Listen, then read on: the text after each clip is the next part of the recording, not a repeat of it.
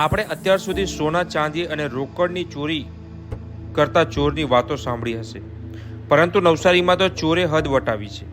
સોના ચાંદી અને રોકડ બાદ હવે આંબા પર લટકતી કેરીની ચોરી કરી રહ્યા છે, જે ઘટના સામે આવી છે। વાત કરીએ નવસારીના પૂર્વ પટ્ટીના ગામડાઓની, જ્યાં કેરી ચોરીના બનાવો સામે આવ્યા છે, જેને લઈને ખેડૂતો તમામ લોકો કલેક્ટર કચેરીના દ્વારે પહોંચ્યા હતા। તેઓ માંગ કરી રહ્યા છે કે અમારા ખેતરમાં પોલીસ પેટ્રોલિંગ રાત્રિના સમયે કરવામાં આવે અથવા તો પોલીસ પ્રોટેક્શન આપવામાં આવે, કારણ કે 10 જેટલા જે ગામો આવ્યા છે, જેમાં વાત કરીએ તો નાગધરા, સાતેમ, કુંભારફળિયા, ભૂલાફળિયા, નવા તળાવ, પારડી સહિતના આજુબાજુના અનેક જે ગામો છે, જ્યાં રોજના 1200 મણથી વધુની કેરીની ચોરી થઈ રહી છે।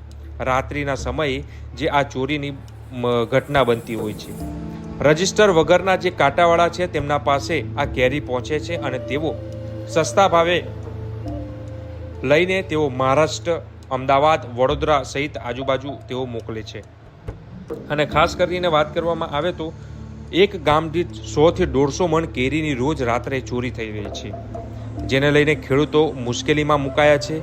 ખેડૂતો કહી રહ્યા છે કે હજી તો બજારમાં કેરી અમે વેચવા માટે નથી ગયા, તે પહેલા આખી વાડી સાફ થઈ રહી છે, ત્યારે વહેલામાં વહેલી તકે આ નિરાકરણ આવે તેવી માંગ કરી રહ્યા છે। ત્યાંના ખેડૂત એવા રાજુભાઈ મિસ્ત્રી સાથે વાતચીત કરતા તેમણે જણાવ્યું હતું કે અનેક વખત રજૂઆત કરી હતી, પરંતુ હજી સુધી અમારી રજૂઆત સાંભળવામાં આવી નથી।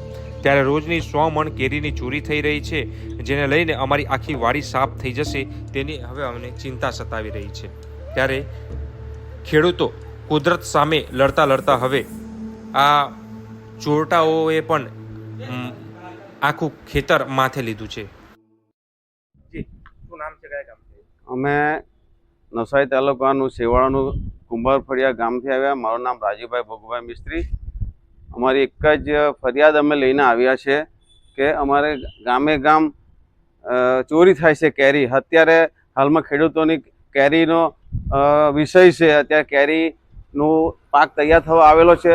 અમે બધા પોતપોતાની વાડી વેપારી લોકોને અમે આપેલી છે, વેપારી લોકો ત્યાં આવીને રોકાયેલા છે, પણ અમે રાત્રે ખેત મજૂરોના છોકરાઓ રાત્રે અડધી રાત્રે ગમે ત્યારે આવીને ચોરી કરે છે।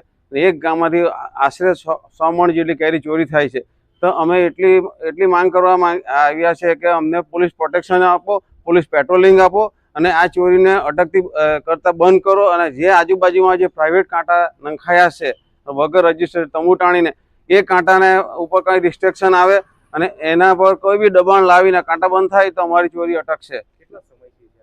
આ એમ તો ઘણા સમયથી છે, જે દિવસથી આ કેરીનો પાક ચાલુ થાય લગભગ આશરે 1 મહિનાથી આ વસ્તુ ચાલુ થઈ ગયું છે। ગત વર્ષે બી દર વર્ષે આવી રીતના જ ચાલે છે, પણ અમે આ વર્ષે બધા જાગૃત થઈ, ખેડૂતો ભેગા થઈ ને અમે અહીંયા રજૂઆત કરવા આવ્યા છીએ।